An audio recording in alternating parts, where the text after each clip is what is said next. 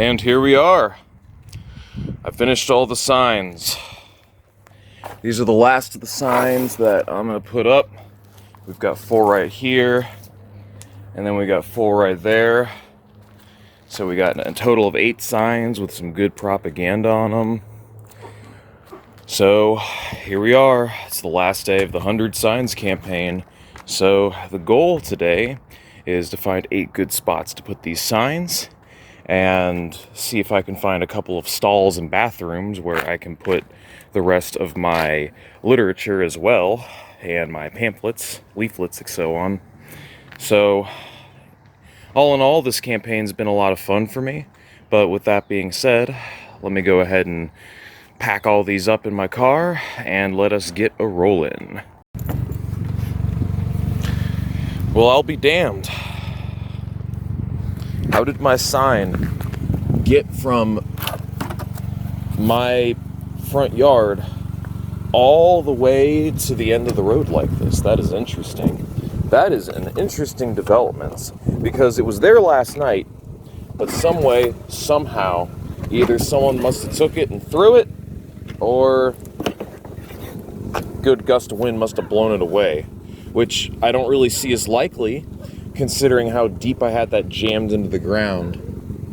So, looking at this, no big deal. And there we go, good as new, like it never even happened. All right, on the road again. It has been a beautiful day today, very beautiful day. It's currently 5 o'clock where I'm at. So we're limited on daylight because I got a very late start today, but as I always say, better late than never. I've got those 8 signs in the back. We're gonna get those planted in the ground, and we are going to have a good time while doing it.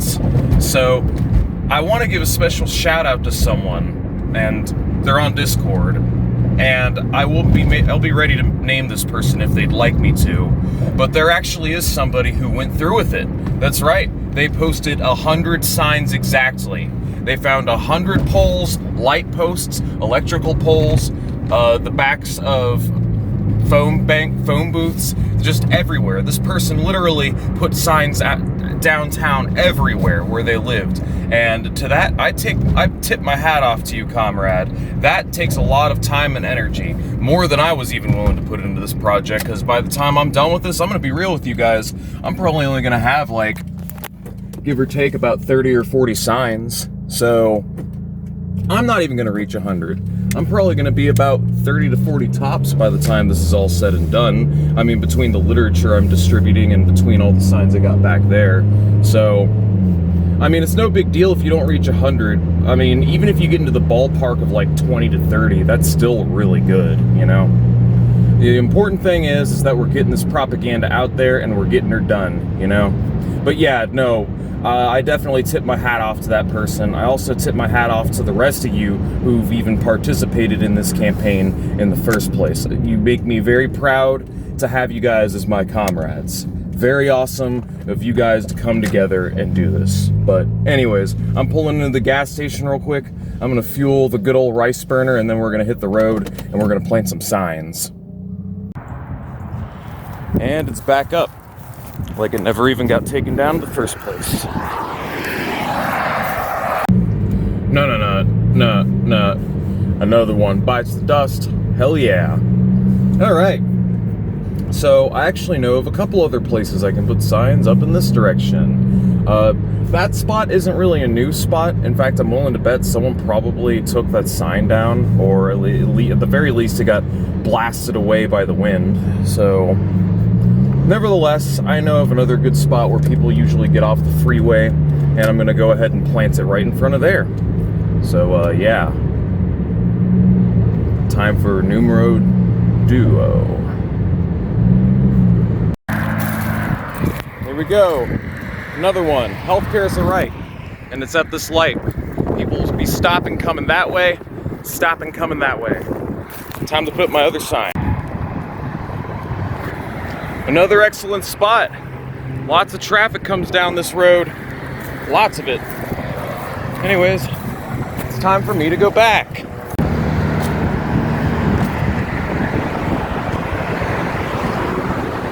And there we go. Just like that, we got 2 more signs up. I always think it sounds pretty cool walking underneath a bridge, you know? The noise, the sound of cars coming over the bypass. It's just an interesting sound to me. It's an interesting noise, you know? It's just crazy to think people would rather have signs posted up in the side of their yard or behind their house advertising some stupid fucking services that nobody needs, or hiring at no-name warehouse that nobody's ever heard of, starting up to $13-12 an hour. Oh, incredible. What great wages. We've got all these signs for advertising, and those will stay up until the earth comes to an end. I put up signs telling people that they have a right to health care and to the full proceeds of their labor, and all of a sudden people get all uncomfortable. They get uncomfortable, and suddenly those signs goes missing a lot faster. Goes to show that what I'm doing, though it is a small action, it definitely poses some kind of threat, because if people feel compelled or inclined to remove these signs literally days after I plant them, then it goes to show that my rhetoric does pose a threat, because it's making people realize their collective class interest, you know? So there is value in doing this, even though the signs don't stay up forever.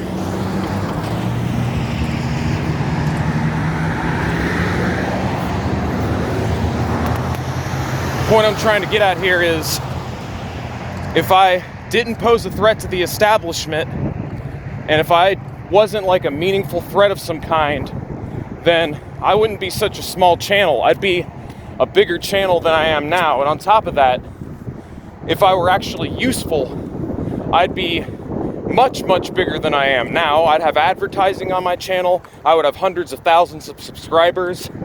I'm just saying that if you've got a massive fucking channel with all these subscribers and all this ad revenue, and you're making hundreds of thousands of dollars a year off of your platform, and you're going out of your way to shit on revolutionary communists and socialism in practice while posturing as a leftist, all I'm going to say right now is, are you really a threat to the status quo, or are you useful to the status quo doing that?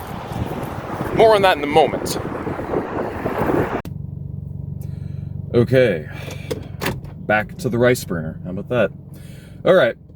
Well, I got a couple other places around this area I think I'm gonna swing by, but I think what I'm gonna do right now is give you guys a little Three Arrows talk, all right? Three Arrows talk. I think I would say that's gonna be a significant part of this video, on top of going around and planting signs around town, you know?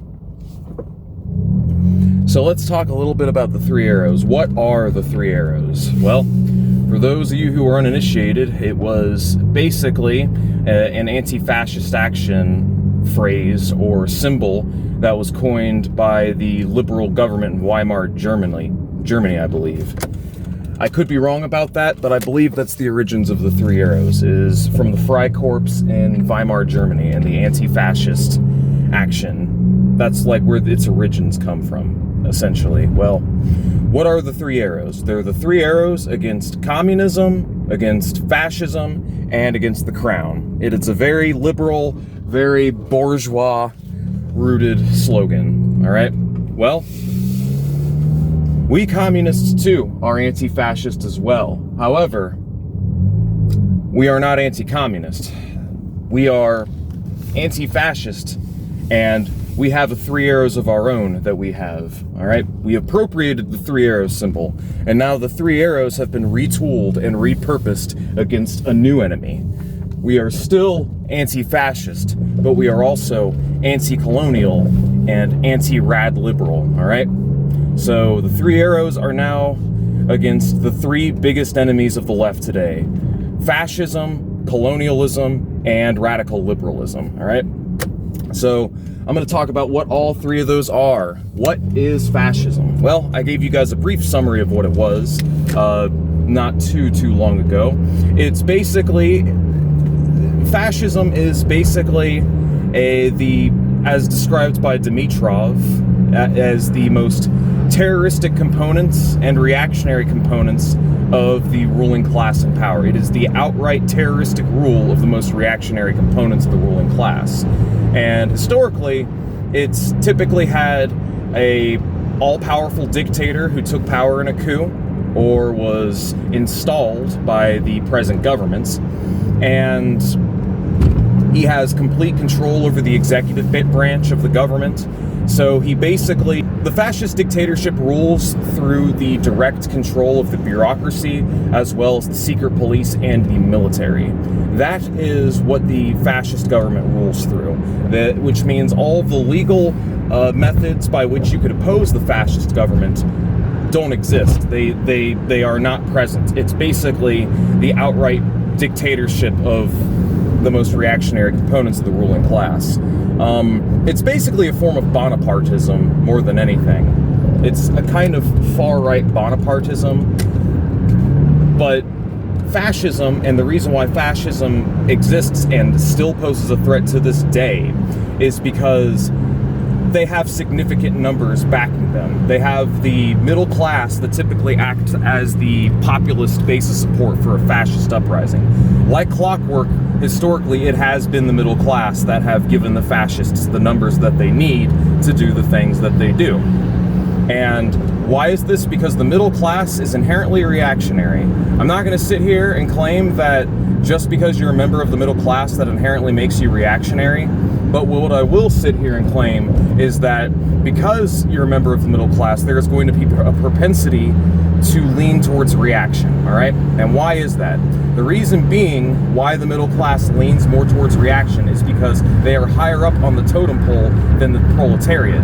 They don't just merely have their labor power to sell, they actually hold some degree of capital, typically in the form of a house or a small business. So the middle class benefits from capitalism to an extent. They benefit from the right-wing tax cuts. They benefit from right-wing economic policy. That's why we saw a boom in the middle class under Ronald Reagan, and we saw their wealth expand under the Reagan administration in the 1980s. Well, in times of severe economic crisis, in times of depression, the ruling class has to turn up the rate of exploitation on the middle class as well, because while it is in the interest of the ruling class to prop up a thriving middle class so that they have a populist base for their reactionary policies, they also need to inevitably come back and turn the rate of exploitation back up on the middle class in order to restore lost profits. And when the middle class get fucked over by crisis, they don't like that. However, because they already had it so good, and because they were already well off and benefited from the system before, they're not going to be of the consciousness that, oh, I want to look forward to a better system where everyone prospers. I want to look forward to a better system that isn't inherently fucking me over, like the proletariat is. Instead, the middle class thinks, oh man, things suck, and it's all the government's fault. It's all those leftists' fault. We got to go back to a time when the world made sense. We got to go back to when I had my place on the totem pole. They're not about looking forward to something new. They're talking about looking back to what they used to have, because they want to go back to when they had their privileged position as a member of the labor aristocracy. And the fascists typically cater to this group very much. They cater to them saying, oh, we're going to bring things back to the way they were before, you know? And it's because of this that you have a very toxic sect of the population that is very vulnerable to fascist rhetoric. I mean, look at the fucking march on, look at the January 6th push, you know, what some have deemed the Diet Coup. I mean, it wasn't a coup, the Capitol Hill riot, all right? The Capitol Hill riot was possible because all these guys, they're all middle class. That's the background of all these people that were behind it. They were all mid-income workers who, you know, had mortgages, had their houses pay off. They were the kind of people that had the money to pay to take the day off and come cross-country, buy an airplane or whatnot, so that they could come and attend this riot. and bust up the Capitol building and take a bunch of selfies with themselves in it without masks. Well, these are the people that are the base for fascist support. And I don't think I need to explain why fascism is a huge threat to the left and why we must frustrate it at all costs. Jesus, the water's high here.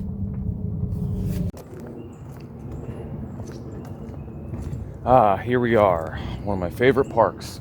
I used to go kayaking here with my sister every summer, back when she had kayaks before they broke, but anyways. So as I was saying, let's talk a little bit about the other two eras. Colonialism. Obviously, colonialism must be frustrated. Colonialism is an ever-present process that is going on to this day that is still hosing indigenous communities and First Nations people around the world, as well as ethnic and racial minorities around the globe. It is a process that still goes on to this day. It's still affecting people in Africa. There are still neo-colonies that exist. And obviously, those who are part of the colonized and the oppressed nations are having their wealth stolen from them. They're having super profits extracted from them. They are basically directly feeling the boot of exploitation. All right? And obviously, the liberation of the worker also, by extension, means the liberation of the colonized. So, you all more or less know what colonialism is. I have a good enough idea of what it is, but I haven't read Settlers. I need to read more anti-colonial literature to get more educated on the subject, because the reason why I haven't spoken more about colonization is because I simply do not know enough about it. Lastly, let's talk about the third era, radical liberalism. Ooh, radical liberalism. Now, why is that the third era? Because, well, before I can explain that, I need to explain what radical liberalism is. That way we can talk exactly about why it's so harmful and so dangerous to our cause. Radical liberalism is the third arrow, all right? But what is it? It can best be described as socialism in words, liberalism in deeds. It's basically people who constantly posture as being leftists and socialists, but then in practice, when you actually look at their behavior and their advocacy, they're no different from a common liberal. Now, there are plenty of examples of this, and we know who they are, all right? We know who the rad libs are, and we know who the biggest offenders are. But these are people who proclaim to be socialists while advocating for reform rather than revolution, who shit on people who study revolutionary Marxism constantly, you know, treating us like freaks and constantly comparing us to Nazis, constantly drawing parallels between socialism in practice and Nazi Germany and, you know, fascism. They're, you know, playing up on the good old horseshoe theory so that they can sell themselves as the good Marxists or the good socialists. They're not Marxists, but it's so they can sell themselves as the good socialists, you know? Oh, I'm not like those other dirty, evil tankies. I'm one of the good ones. Now donate to my Patreon, why don't you? These people are a serious threat, and they're a serious fucking problem because they poison the discourse. They don't know what they're talking about, but they speak with such massive amounts of confidence, like they're experts on subjects they barely know anything about. And at the same time, they manufacture consent for right-wing bourgeois politicians and rein in populist fervor into the hegemony of the liberal establishment. All right? Now, before we continue, I'm going to nail this sign in. Well, I botched that one. Still, it's standing fairly sturdy for now. I'll leave it be. So in summary, the two reasons are, one, they poison the discourse, they confuse people about what leftism is, they reaffirm a lot of propaganda about socialism in practice, and obviously this doesn't help our cause. In order to make socialism popular again, you have to destigmatize it, not say that it really was a bad thing, and reaffirm all of the liberal moralizing and bourgeois distortions that have been put out there about socialism in practice. You actually need to clarify things because that's how we win. But the other reason why is also just because they're impotent, like they're weak. Yeah, like let's look at what kind of environment they're fostering. They're fostering one of cancel culture, of woke scolding, of people just being terminally online, of people that think that talking shit about Steven Crowder or making fun of Ben Shapiro is really like real world work. Like that's the kind of work and praxis that we need to do. A lot of these people are too plugged into the internet. All they care about is the spectacle. I mean, that's really all it is at the end of the day. It's pure spectacle. Like, BreadTube isn't going out and doing anything. They're not going out and making a difference. And if anything, they actively discourage that sort of stuff. So yeah, discouraging people from getting off their asses, as well as not partaking in any action of their own, poisoning the discourse, acting as manufactured consent and controlled opposite. Let me just put it to you like this, all right? Let me put it to you guys like this. If BreadTube really was a threat to the status quo, if anarchism, if sockdemery, if really just radical liberalism really was a threat to liberalism, do you really think these channels would be blowing up and getting as big as they are?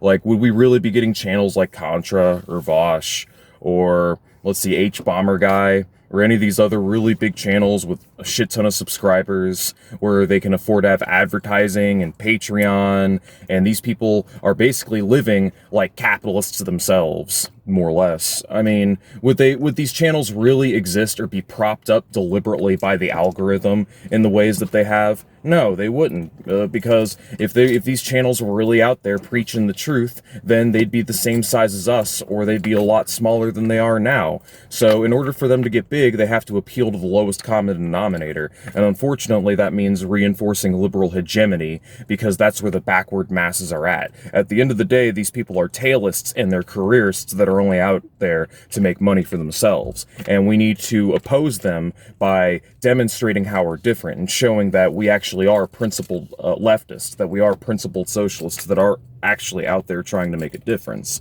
We need to differentiate ourselves from radical liberalism, which is the reason why, in the same way that someone like Vosh basically spends like every opportunity he gets to, you know, take a whack at us, compare us to Nazis, or call us authoritarians or whatever, or just talk shit about us. We need to take every opportunity to give this asshole a taste of his own medicine and show him how he's wrong about these subjects and demonstrate how he's an idiot that doesn't know what he's talking about. All right?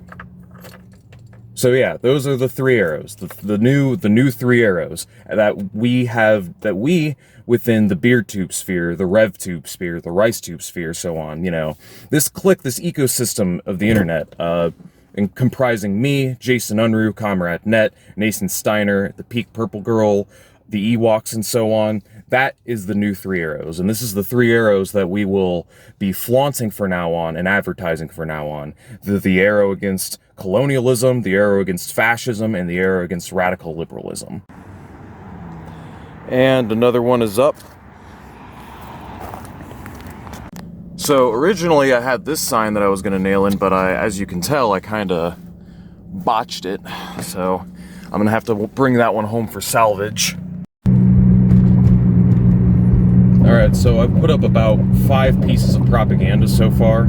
I still have those 3 signs left, but the thing is it's starting to get kind of late. I don't really have a lot of time left, so I think what I'm going to do is probably find another road, or I think what I'm going to do is probably put up like 1 or 2 more of these and, you know, fix my "every president is a war criminal" sign on the way back. But beyond that, I think I'm going to go ahead and call it today. I think this is officially the end of the 100 Signs campaign, more or less. But if you guys want to keep going and putting up signs, by all means, I might turn out tomorrow or at some point later on this week to put up some more signs or check up on the ones that I put up. But beyond that, yeah, I mean, the campaign's more or less over. It's been a lot of fun. Send what pictures you have to me, and I will have them compiled into a collage very, very soon. Telling you guys, I could not have picked a better spot than this. There are cars coming all over this way. It is a very busy road. The ones coming that way will feed over and over and over. There we go. That's exactly what I want right there. Good shit. Good shit. Alright, we are looping back around and we are about to see my handiwork. So, look both ways before I cross the road. So, we're driving, and if you if you look right here, yeah, that's what I'm talking about. My camera can't see it, but I can clearly read. A good young pair of eyes is going to be able to clearly read that says, wage labor and rent are theft. Fuck yeah, dude. Fuck yeah.